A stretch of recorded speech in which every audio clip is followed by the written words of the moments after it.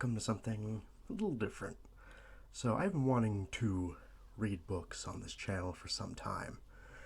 And, well, I kept pushing it off. I was going to do something in October, that didn't pan out. I was going to do something since then, didn't pan out. But now, since I'm back in the swing of things, I figure it's time to start. So, today we're going to be starting our first book on this channel, which is none other than Scott Cawthon's Five Nights at Freddy's The Silver Eyes. Now, before we begin, there will actually be very little difference between this Let's Read series and the Cruel and Unusual Storytime. The only difference with Let's Read is I'm reading professional work by authors who are selling their pieces that are usually pretty original. I know a lot of you are probably going to be thinking I'm jumping on this bandwagon to get more views and subscribers, and I mean, that's a perk, but frankly, I just love Five Nights at Freddy's. They released a book about Five Nights at Freddy's. I have a reading channel. It all just sort of lined up. So, without further stalling, I figure let's get started. I have not read a single page. I've read the first page, and that's about it, and the synopsis. So I know nothing about this book, so I'm going in with fresh eyes and ears. So hopefully this is all a fresh experience for you too. If not, I hope you all just sit around and enjoy the ride anyway. And if you don't like it, I have 2 other shows where you can watch the stories on that. So let's read Five Nights at Freddy's The Silver Eyes. Before we begin, I'd like to add a little disclaimer. If you enjoy the books I am reading on this channel, please buy the product themselves to support the authors. Just thought I'd throw that in there. So, I don't actually have the paperback. I got it on Nook on my phone. No, not Nook, a Kindle on my phone. And so that's how I'll be reading it. I want the paperback someday, but not right now. Okay, Five Nights at Freddy's The Silver Eyes by Scott Cawthon and Kira Breed Risley, which is the professional writer he worked with to create this. Okay, Chapter 1. He sees me. Charlie dropped to her hands and knees. She was wedged behind a row of arcade games, cramped in the crawl space between the consoles and the wall, tangled electrical cords and useless plugs strewn beneath her. She was cornered. The only way out was past the thing, and she wasn't fast enough to make it. She could see him stalking back and forth, catching flickers of movement as he passed before the gaps between the games. There was scarcely enough room to move, but she tried to crawl backward. Her foot caught on a cord, and she stopped, contorting herself to carefully dislodge it. Ugh. It's rather early for me, so I can't read too well. But, oh well. She heard the clash of metal on metal, and the farthest console rocked back against the wall. He hit it again, shattering the display, then attacked the next, crashing against them almost rhythmically, tearing through the machinery, coming closer. I have to get out. I have to. The panic thought was of no help. There was no way out. Her arm ached, and she wanted to sob aloud. Blood was soaking through the tattered bandage, and it seemed as though she could feel it draining out of her. The console a few feet away crashed against the wall, and Charlie flinched. He was getting closer. She could hear the grinding of gears and the clicking of servos even louder. Eyes closed. She could still see the way he looked at her, see the matted fur, the exposed metal beneath the synthetic flesh. Suddenly the console in front of her was wrenched away and toppled over, thrown down like a toy. The power cords beneath her hands and knees were yanked away, and Charlie slipped and stumbled, almost falling. She caught herself and looked up, just in time to see the downward swing of a hook. Oh, we're dealing with Foxy first off. That's fun. Welcome to Hurricane, Utah. Wow, I actually know of Hurricane. That's why I said it right, because it's where I live, kind of. Charlie smiled wryly at the sign and kept driving. Oh, we jumped back in time. That was a little flash forward to see what we're getting into. Now we're getting to. Which means Freddy Fazbear's is in Utah. How exciting is that? We don't get anything. Charlie smiled wryly at the sign and kept driving. The world didn't look any different from one side of the sign to the other, but she felt a nervous anticipation as she passed it. She didn't recognize anything. She had not really expected to, not this far at the edge of town where it was all highway and empty space. She wondered what the others looked like, who they were now. 10 years ago they were best friends, and then it happened. Spooky. Fuck. And everything ended, at least for Charlie. She hadn't seen any of them since she was 7 years old. They'd written all the time as kids, especially Marla, who wrote like she talked, fast and incoherent. But as they grew older, they had grown apart. The letters had grown fewer and further between, and the conversations leading up to this trip had been perfunctory and full of awkward pauses. Charlie repeated their names as though to reassure herself that she still remembered them. Marla, Jessica, Lamar, Carlton, John, and Michael. That was the reason for the trip, after all. Michael. Schmidt? Mike Schmidt? Maybe. That was the reason for the trip, after all. Michael. It was 10 years since he died, 10 years since it happened. Okay, maybe not. I had hoped, but no. I think he's dead already, which means they haven't seen each other since he was 7. He's dead. 10 years since it happened, and now his parents wanted them all together for the dedication ceremony. All his old friends there when they announced the scholarship they knew they were creating in his name. That's nice. Charlie knew it was a good thing to do, but the gathering still felt slightly macabre. She shivered and turned down the air conditioning, even though she knew it was not that cold. Or even though she knew it was not the cold. I apologize. She's spooked. As she drove into the town center, Charlie began to recognize things. A few stores and the movie theater, which was now advertising the summer's blockbuster hit. She felt a brief moment of surprise and smiled at herself. What did you expect? That the whole place would be unchanged? A monument of your departure, frozen forever, in July 1985, 2 years before the bite of 87.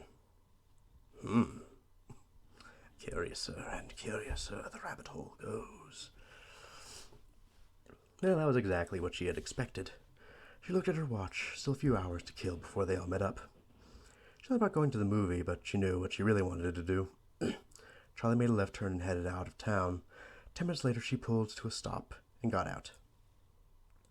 The house loomed up before her, its dark outline a wound in the bright blue sky. Charlie leaned back against the car, slightly dizzy. She took a moment to steady herself, breathing deeply. She had known it would be here.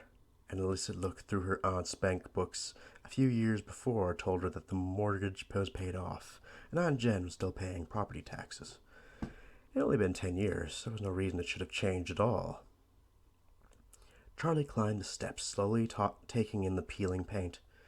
The third stair still had a loose floorboard, and the rose bushes had taken over one side of the porch, their thorns biting hungrily into the wood.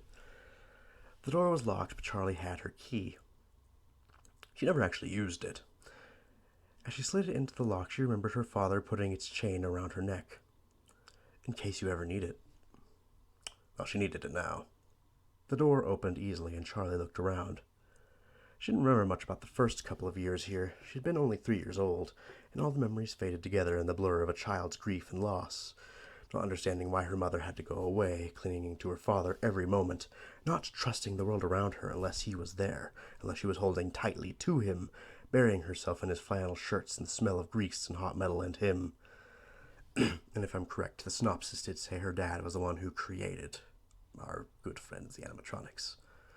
Or at least built them. So, that's interesting. The stairs stretched up in the front of her, but she did not move directly to them, going instead into the living room where all the furniture was still in place. She did not really notice it as a child, but the house was a little too large for the furniture they had, and so the things were spread out too widely in order to fill the space. The coffee table was too far from the couch to reach. The easy chair was too far across the room to carry on a conversation. There was a dark stain in the wooden floorboards near the center of the room, and Charlie stepped around it quickly and went to the kitchen, where the cupboards held only a few pots and pans and a few dishes. I'm going to assume that stain is blood from something. Something fun, I imagine. Charlie had never felt a lack of anything as a child, but seemed now that the unnecessary enormity of the house was a sort of apology. The attempt of a man who had lost so much to give his daughter what he could. He had a way of overdoing whatever he did. The last time she was there, the house was dark, and everything felt wrong. She was being carried up the stairs to her bedroom, although she was 7 years old and could have gone quicker on her own 2 feet. But Aunt Jen picked her up as they stopped on the front porch and carried her, shielding her face as though she were a baby in the glaring sun. In a room, Aunt Jen set her down and closed the bedroom door behind them and told her to pack her suitcase. And Charlie cried because all her things could never fit into that small case. "We can come back for the rest later," Aunt Jen said, her impatience leaking through as Charlie hovered indecisively at her dresser, trying to decide which t-shirts to bring along. They had never come back for the rest. Fucking Aunt Jen, you bitch. I don't know Aunt Jen yet. Charlie mounted the stairs, heading to her old bedroom. The door was open, and as she opened it, she had a giddy feeling of displacement, as though her younger self might be sitting there among the toys, look up and ask Charlie, "Who are you?" Charlie went in. Like the rest of the house, her bedroom was untouched. The walls were pale pink, and the ceiling, which sloped dramatically on one side, following the line of the roof, was painted to match. That's a disgusting color scheme. Beneath the large window, the mattress still intact, though the sheets were gone. The window was cracked, slightly open, and rotting lace curtains wavered in the gentle breeze from outside. There's a dark water stain in the paint beneath the window, spreading to the mattress, where the weather had gotten in over the years, betraying the house's neglect. Charlie climbed onto the bed and forced the window shut. With a screech, it obeyed, and Charlie stepped back and turned her attention to the rest of the room, to her father's creations. Are they in the room? I'm assuming it's a poster. Please let it be a poster. The first night in the house, Charlie was afraid to sleep alone. She did not remember the night, but her father had told her about it often enough that the story had taken on the quality of a memory. Oh, dearie me. He sat up and wailed until her father came to find her, until he scooped her up and held her, and promised he'd make sure she was never alone again. Oh, poor choice of words, Charlie. You were going to regret that, especially if you don't like your dad's other creations. The next morning, he took her by the hand and led her to the garage, where he set to work keeping that promise.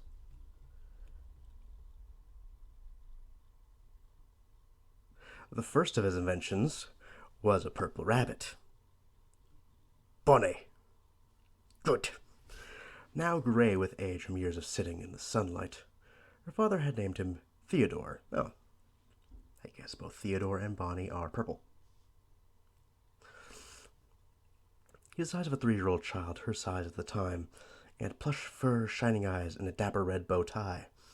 Again, much like Bonnie, so I'm curious now. He didn't do much, only waved a hand, tilted his head to the side, and said, in her father's voice, "I love you, Charlie." That's kind of cute. Creepy, because I'm not a big fan of animatronics myself, even before Five Nights at Freddy's, so not the most welcoming thing to me. It was enough to give her a night watcher, someone to keep her company when she could not sleep. Right now, Theodore sat in a white wicker chair in the far corner of the room. Charlie waved at him, but not activated, he did not wave back. Sorry. My throat's a little dry this morning. After Theodore, the toys got more complex. Some worked and some did not. Some seemed to have permanent glitches, and others did not appeal to Charlie's childish imagination. Good fun. She knew her father took those back to his workshop and recycled them for parts, though she did not like to watch them dismantled. But the ones that were kept, those she loved, and they were here now, looking at her expectantly. Smiling, Charlie pushed a button beside her bed. It gave way stiffly, but nothing happened. She pushed it again, holding it down longer. And this time across the room, with the weary creak of metal on metal, the unicorn began to move. Oh, there's a unicorn now. Good. Hope the unicorn isn't haunted. The unicorn, who Charlie had named Stanley for some reason that she could no longer remember, was made of metal and had been painted a glossy white, and it trundled around the room on a circular track, bobbing its head stiffly up and down. That's kind of cool. The track squealed now as it rounded the corner and came to a stop beside where Charlie sat on the bed. She got down and knelt beside him on the floor, patting his flank. His glossy paint was chipped and peeling, and his face had given over to rust, but his eyes gazed lively out of decay. I won't stop coughing. You need a new coat of paint, Stanley, Charlie said aloud. The unicorn gazed ahead, unresponsive. I'll give you a new coat of paint, baby, said Stanley. Sorry. At the foot of the bed there was a wheel made of patched-together metal. It always reminded her of something she might find on a submarine. Charlie turned it. It stuck for a moment, then gave way, rotating as it always did. Across the room, the smallest closet door swung open, and out sailed Ella on her track, a child-sized doll bearing a teacup and saucer in her tiny hands, like an offering. That's horrifying. I don't like little mechanical children. Fuck off. Ella's plaid dress was still crisp, and her patent leather shoes still shone. Perhaps in the closet she had been protected from the damage of the damp. Charlie had an identical outfit back when she and Ella were the same height. I don't like Ella already. I sense Ella's going to be bad news later. Hi, Ella, she said softly as the wheel unwound. Ella retreated to the closet again, and the door closing behind her. Charlie followed her to the closet wall. The closet had been built to align with the slant of the ceiling, and there were 3 of them. Ella lived in the short one, which was about 3.5 feet tall. Next to it was one a foot or so higher. A third closet to the bedroom door was the same height as the rest of the room. She smiled, remembering. Why do you have 3 closets? John had demanded the first time he came over. She looked at him blankly, confused by the question. Because that's how many there are, she said, finally. Then, defensive, she pointed to the littlest one. That one's Ella's anyway, she added. John nodded, satisfied. That's frankly a fair answer, if you ask me. Charlie shook her head and opened the door to the middle closet, or tried to. The knob stopped with a jolt. It was locked. She rattled it a few times, but gave up without much conviction. She stayed crouched low to the floor and glanced up to the tallest closet, her big girl closet, that she would someday grow into. You won't need it until you're bigger, her father would say, but that day never came.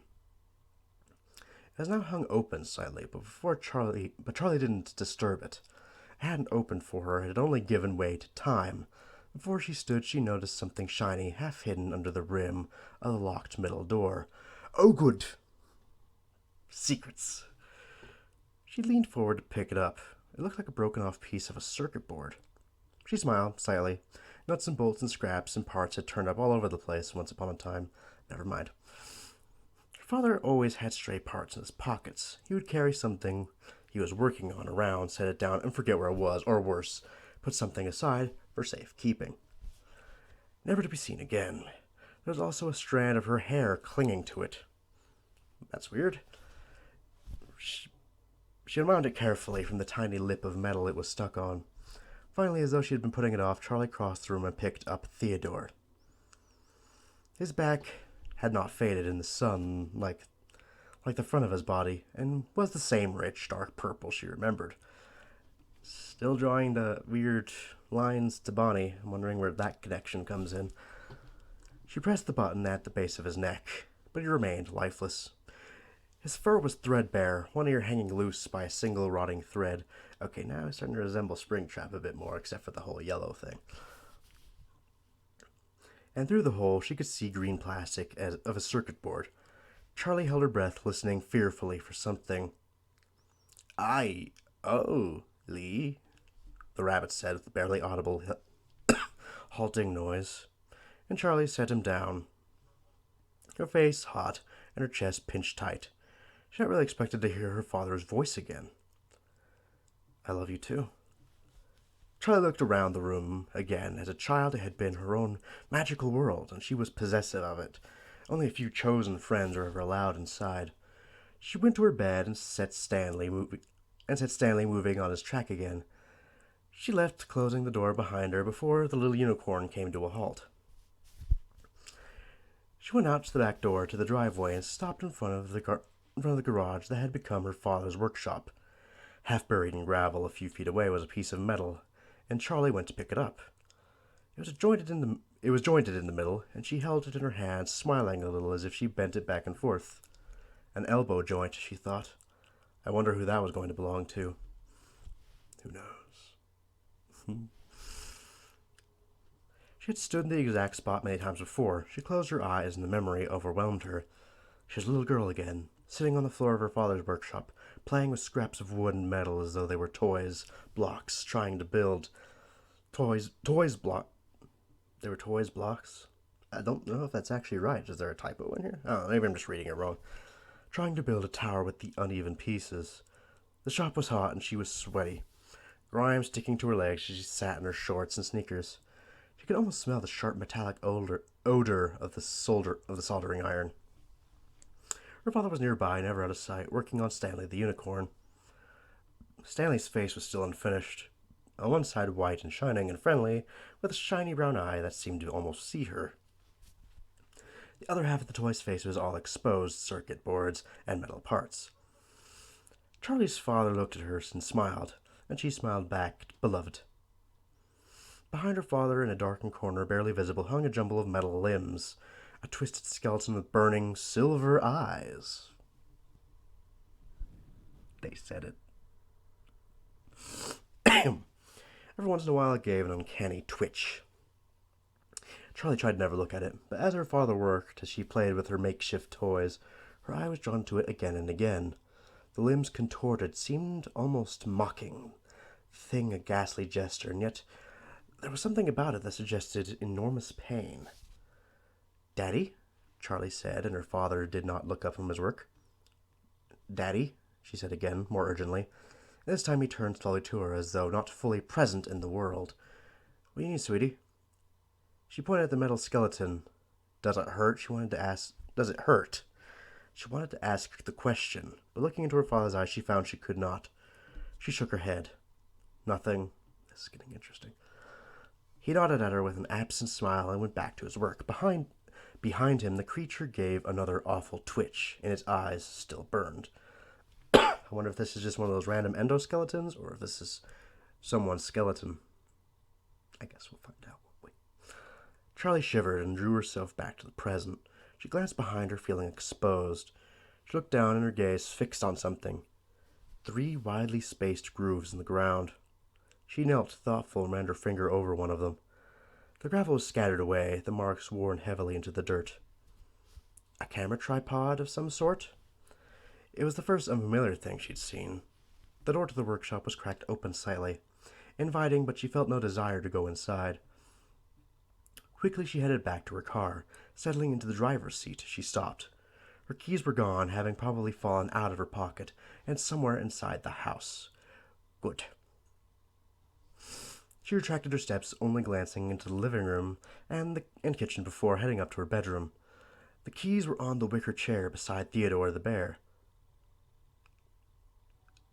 I thought Theodore was a rabbit. I wonder if that's a typo or if that was done on purpose. Maybe she's just combining all stuffed things into being a teddy bear. Not like how Build-A-Bear has like a bunch of different animals. I don't know. That's curious. I'm hoping it's not a typo, though, because that'd be really embarrassing.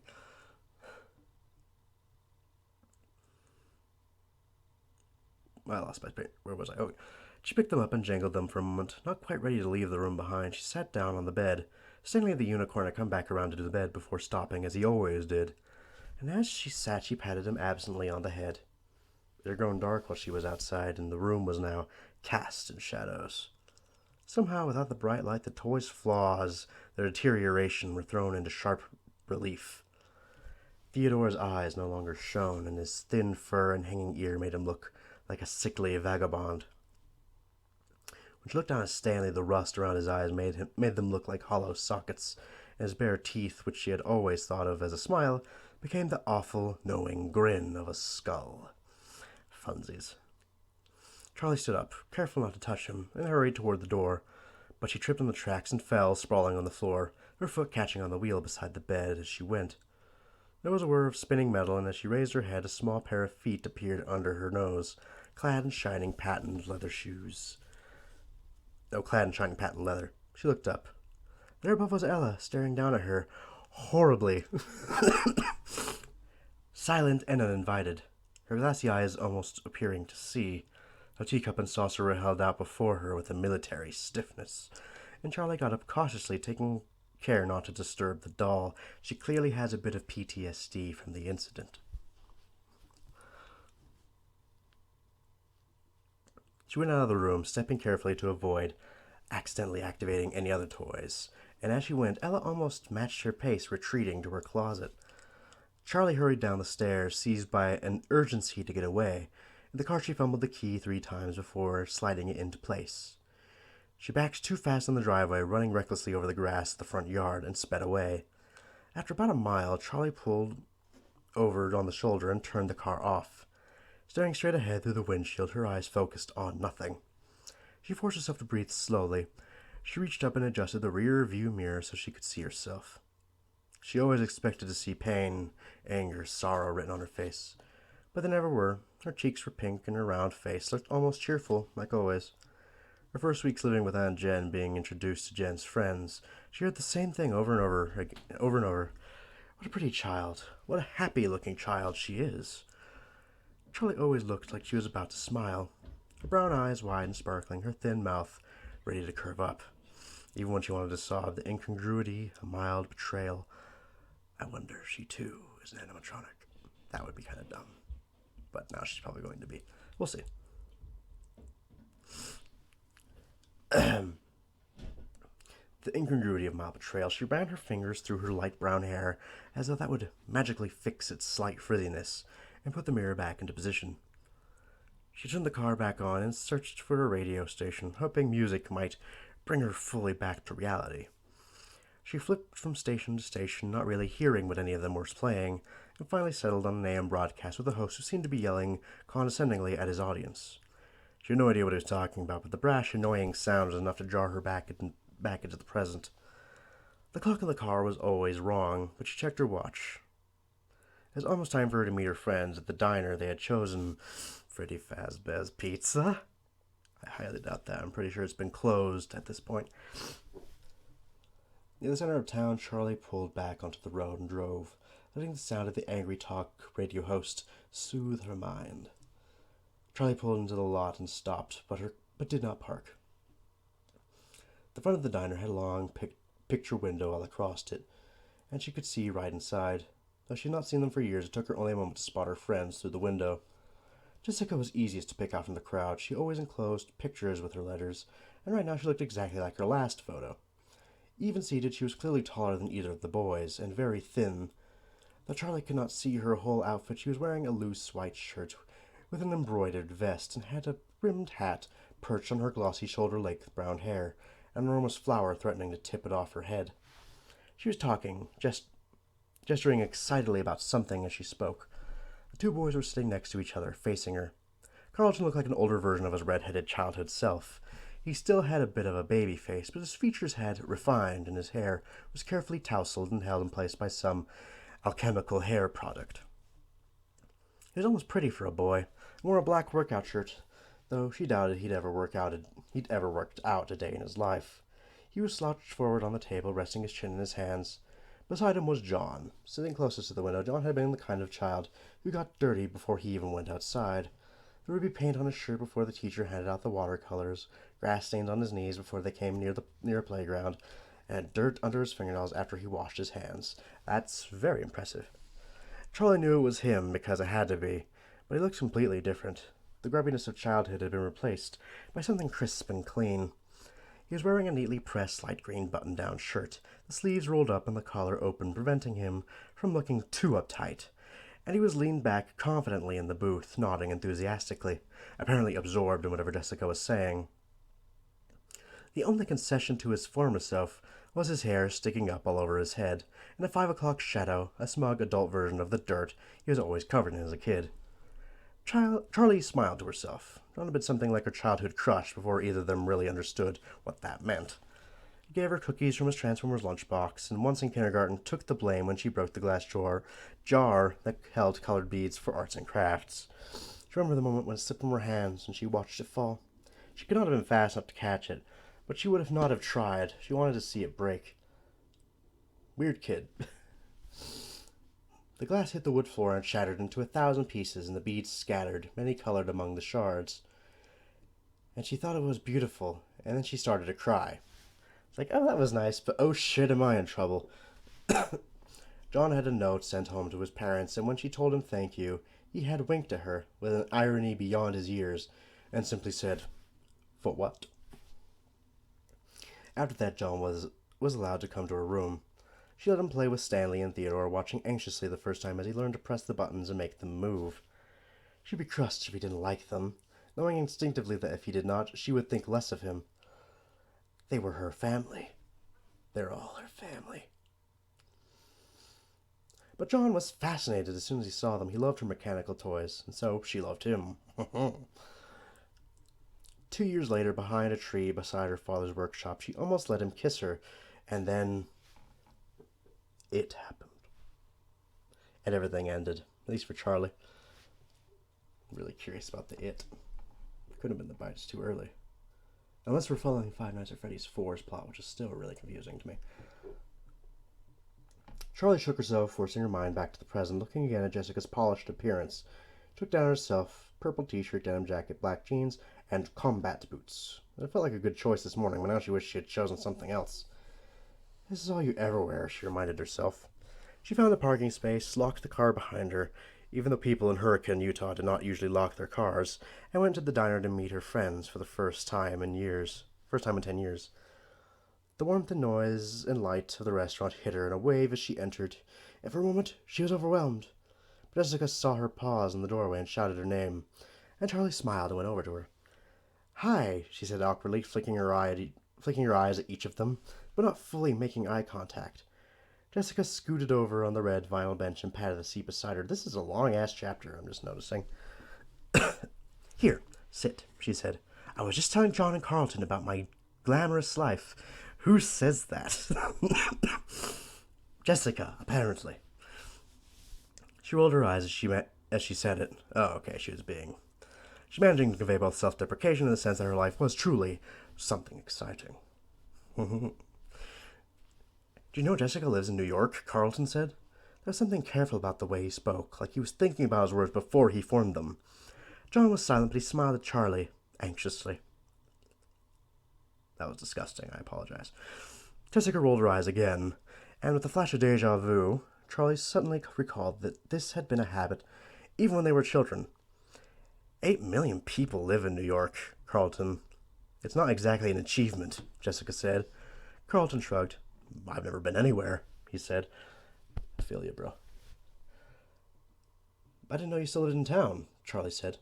"Where else am I going to live?" Carlton said. "My family has been here since 1896. Wow, that's quite the history," he said, deepening his voice to mimic his father. "Is that even true?" Charlie asked. "I don't know," Carlton said in his own register. "Could be. Dad ran for mayor 2 years ago. I mean, he lost, but still, who runs for mayor?"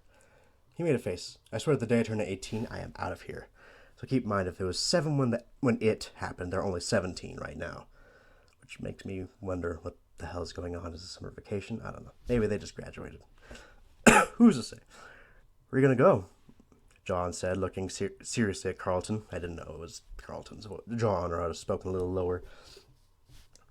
Carlton met his eyes, just as serious for a moment. Abruptly, he pointed away and pointed out the window, closing one eye as if to get his aim true. John raised an eyebrow, then looked out the window, trying to follow the line Carlton was pointing to. Charlie looked too. Carlton wasn't pointing at anything. John opened his mouth to say something, and Carlton interrupted. "Or," he said smoothly, pointing in the opposite direction. "Okay," John scratched his head, looking slightly embarrassed. "Anywhere, right?" he added with a laugh. "Where's everyone else?" Charlie said, peering out the window and searching the parking lot for new arrivals. "Tomorrow," John said, and Jessica jumped in to clarify. "They're coming tomorrow morning. Marla's bringing her little brother, can you believe it?" "Jason?" Charlie smiled. "That's not going to go well." She remembered Jason as a little bundle of blankets with a tiny red face peeking out the door. Baby. I mean, who wants a baby around? Jessica adjusted her hat primly. "I'm pretty sure he's not a baby anymore," Charlie said, stifling a laugh. "Practically a baby," Jessica said. Anyway, I booked us a room at the motel down by the highway. It was all I could find. The boys are staying with Carlton. Okay, Charlie said. She was vaguely impressed by Jessica's organization, but not happy about the plan.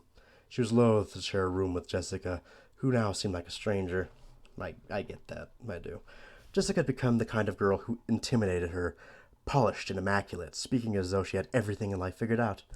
For a moment, Charlie considered going back to her old house for the night, but as soon as she thought about it, the idea repelled her, because, Stella's there. Or Ella's there, fuck that. That house at night was no longer the providence of the living. Oh, don't be dramatic, she scolded herself. But now John was speaking. He had a way of commanding attention with his voice, probably because he spoke less often than everyone else. I wish I had that talent. I don't get people to listen to me when I'm recording by myself. He spent most of his time listening, but not out of resistance. He was gathering information, speaking only when he had wisdom or sarcasm to dispense. Okay, John sounds a bit more like me as we go. Often it was both at once. How fucking long is this chapter? That one. Looks like it's just going to be chapter to chapter per video. Does anyone know what's happening tomorrow? They were all silent for a moment, and the waitress took the opportunity to come over for their order. Charlie flipped quickly through the menu, her eyes not really focusing on the words. Charlie's turn to order came much faster than she was expecting, and she froze. Eggs? She said at last. The woman's hard expression was still fixed on her, and she realized she had not finished. Scrambled wheat toast. Go gross with your wheat. This is America. We eat white bread. Not in a racist way. I should not talk. She added, and the woman went away. Charlie looked back down at the menu. She hated this about herself. When she was caught off guard, she seemed to lose all ability to process what was going on around her. That also sounds a lot like me. I lost my spot. People were incomprehensible, their demands alien. Ordering dinner shouldn't be hard, she thought. The others had begun their conversation again, and she turned her attention to them, feeling like she had fallen behind again. What do we even say to his parents? Jessica was saying. Carlton, do you see him? Do you ever see them? Charlie asked. Not really, he said. Around, I guess, sometimes. I'm surprised they stayed in Hurricane, Jessica said with a note of worldly disapproval in her voice. Charlie said nothing, but thought, how could they not? His body had never been found. That's good. How could they not have secretly hoped he might come home, no matter how impossible they knew it was? How could they leave the only home Michael knew? It would mean really finally giving up on him. Maybe that's what this scholarship was, an admission that he was never coming home. Charlie was acutely aware that they were in a public place and talking about Michael felt inappropriate. They were in a sense both insiders and outsiders. They were closer to Michael probably than anyone in this restaurant, yet with the exception of Carlton, they were no longer from Hurricane. They did not belong. She saw it before. She felt it, tears falling on her paper placemat, and she hurriedly wiped her eyes, looking down, hoping no one had noticed. When she looked up, John appeared to be studying his silverware, but she knew he had seen and was grateful to him for not trying to offer comfort. John, do you still write? Charlie asked. John is seeming more like me as this goes on. John had declared himself an author when they were about 6. I was about the same age when I declared myself an author.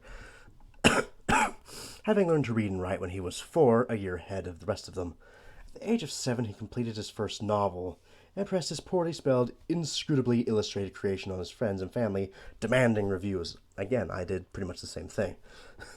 I'll actually read one of my early stories one of these days, because it's so stupidly ridiculous and I love it. Charlie remembered she had given him only 2 stars. Ouch. Harsh Charlie. John laughed at the question. I actually do. My E's the right way around these days. Funny, he said. I can't believe you remembered that, but I do actually, yeah. He stopped, clearly wanting to say more. What do you write? Carlin obliged with the question, and John looked down at his placemat, speaking mostly to the table. Short stories, mostly. I actually had one published last year.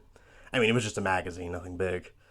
They all made suitable noises of being impressed, and he looked up again, embarrassed, but pleased. What was the story about? Charlie said, and he hesitated. I read a bit far ahead. Before John could speak or decided not to speak, the waitress returned with their food. They had all ordered from the breakfast menu: coffee, eggs, and bacon, blueberry pancakes for Carlton. Yum. That sounds awesome. I'm hungry.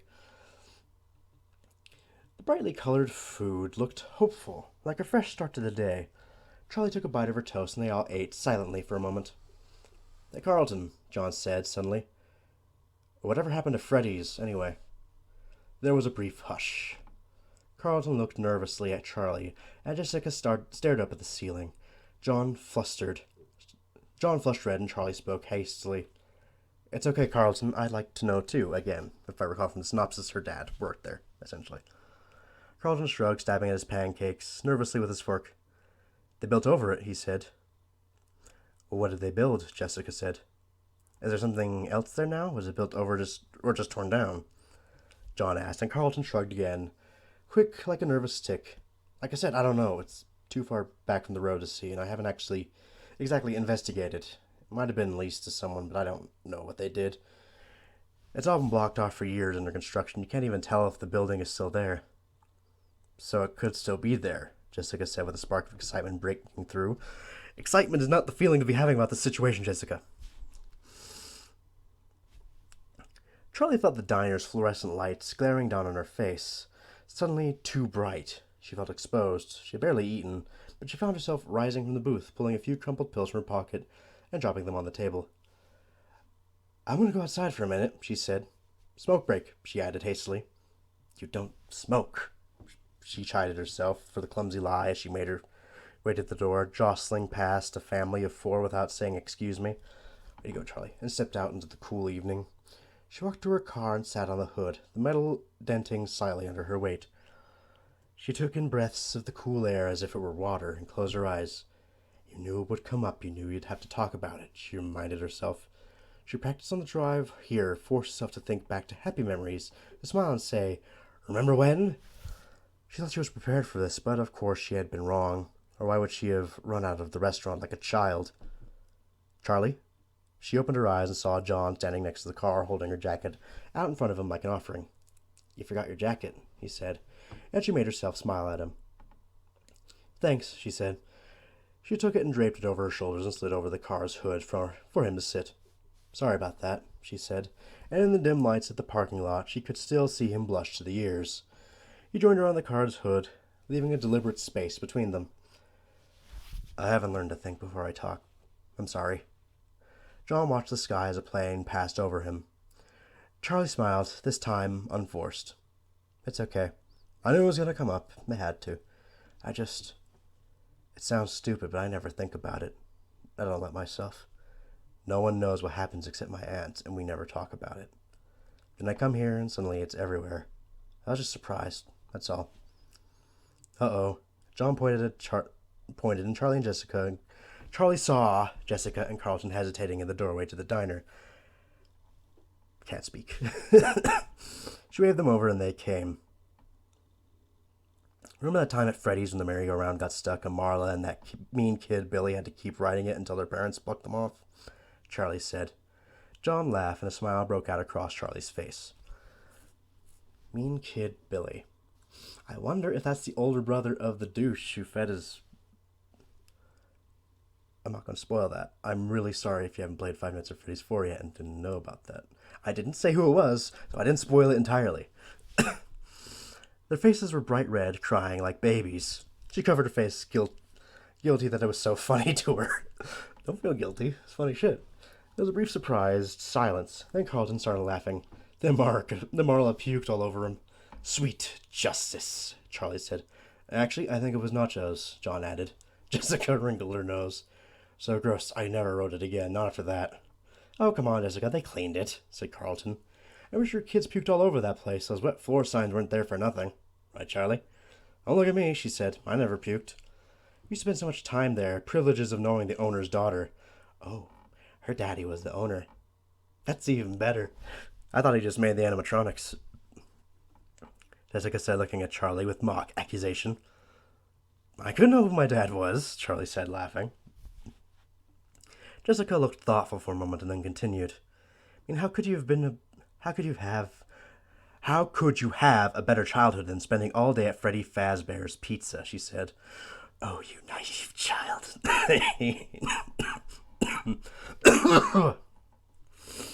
Can't laugh.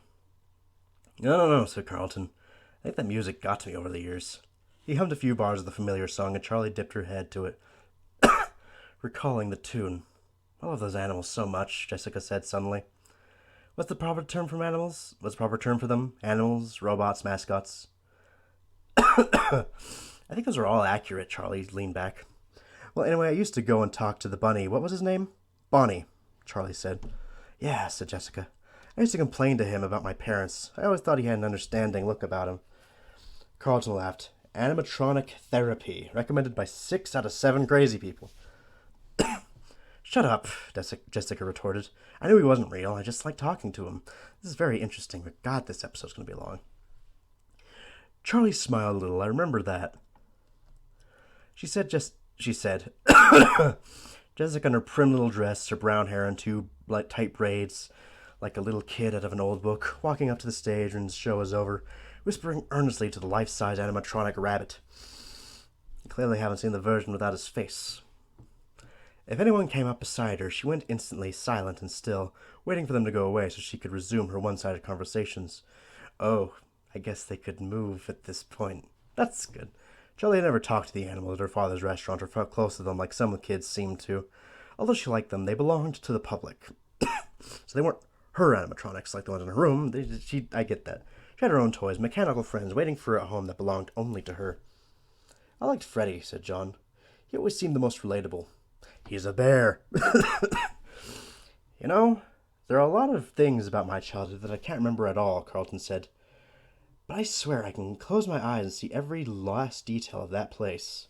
Even the gum I used to stick under the tables. Gum, yeah, right, those were boogers. Jessica took a tiny step away from Carlton. He grinned. I was 7, what do you want? You all picked on me back then. Remember Marla wrote Carlton smells like feet on the wall outside? You did smell like feet. Jessica laughed with a sudden outburst. Stop coughing. I'm making this last too long. Carlton shrugged, unperturbed. I used to try and hide when it was time to go home. I wanted to be stuck in there overnight so I could have the whole place to myself. No, you don't. Take it from a pro. No, bad idea. Yeah, you always kept everyone waiting, said John. And you always hid under the same table. Charlie spoke slowly, and when she did, everyone turned to her as though they had been waiting. Sometimes I feel like I remember every inch of it like Carlton, she said. But sometimes it's like I hardly remember it at all. It's all in pieces.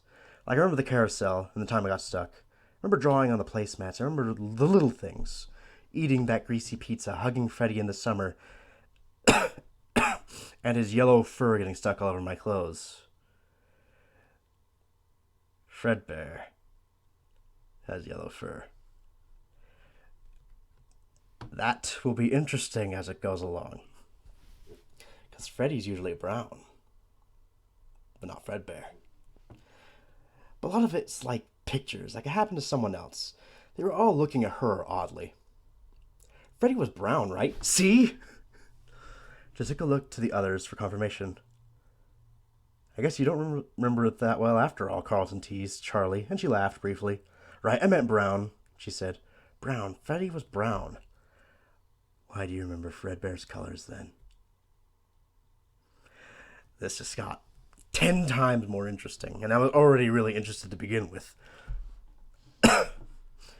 Brown. Freddy was brown. Of course he was. She could see him in her mind now, but somewhere in the depths of her recall there was a flash of something else. Carlton launched into another story, and Charlie tried to turn her attention to him, but there was something disturbing, worrisome about that lapse in memory. It was 10 years ago. It's not like you got dementia at 17, she told herself. But it was such a basic detail to have misremembered.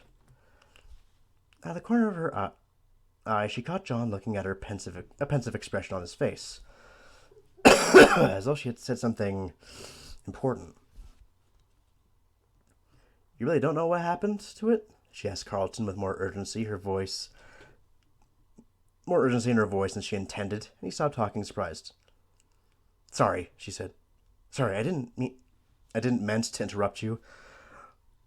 I hope the paperback doesn't have as many typos, because, oh dear, I think I've found like 3 or 4 at this point. Oof. I paid money for this, so it's kind of lame, but whatever. It's okay, he said. But yeah, or no, I really don't know what happened. Don't get me wrong, the typos are really minor. I can look over them. The story's still interesting. That's why I'm reading this anyway. I don't know. I really don't know what happened. How can you not know? You live here.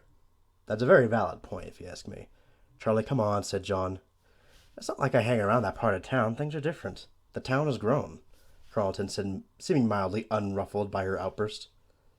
Said mildly, seeming unruffled. Okay, so you didn't take offense. You just like, I don't hang around there. What more do you want from me? And I honestly don't look for reasons to go around there, you know. Why would I? There isn't any reason. Not anymore. We could go there, John said suddenly, and Charlie's heart skipped. No. It's bad, John. Carlton looked nervously at Charlie. What? Seriously, it's a mess. I don't know if you could even get to it. Charlie found herself nodding. She felt as though she had spent the whole day weighted down by the memory, seeing everything through a filter of years. Now she felt suddenly alert, her mind fully present. She wanted to go. Let's do it, she said. Even if there's nothing, I want to see. They were all silent, then John smiled with a reckless confidence. Yeah, let's do it. Okay, that was chapter 1. I'm calling it there because this is almost an hour long, like 10 minutes away. So I will resume chapter 2 next week. I hope you all enjoyed this. And I hope you're all as drawn in as I am, because this is really interesting. Really interesting. It has my full attention. I can't wait to see where it goes with this. So I will catch you all in the next chapter next week. God willing, if I record the episode. I'm sure I do, though. I will see you all real soon.